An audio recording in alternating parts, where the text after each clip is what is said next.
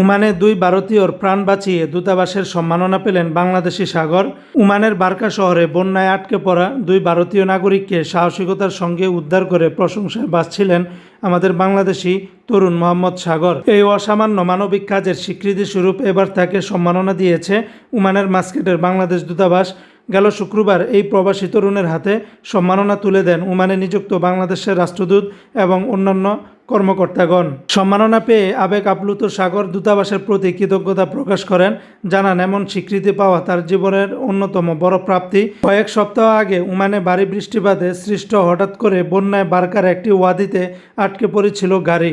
ভিতরে থাকা দুই ভারতীয় নাগরিক যখন বাঁচার আকুতি জানাচ্ছিলেন, তখন বিন্দুমাত্র কালক্ষেপণ না করে পাকিস্তানি তরুণ শাহজাদ খানের পাশাপাশি উদ্ধার কাজে ঝাঁপিয়ে পড়েন নারায়ণগঞ্জের সাগরও। তাদের সম্মিলিত চেষ্টায় বড় বিপদের হাত থেকে রক্ষা পান ওই দুই ব্যক্তি। সামাজিক যোগাযোগ মাধ্যমে এই ঘটনার ভিডিও ছড়িয়ে পড়ার পর থেকেই সাগরের সাহসিকতার গল্প দেশ বিদেশের মানুষের কাছে ব্যাপক প্রশংসা কুড়িয়েছে।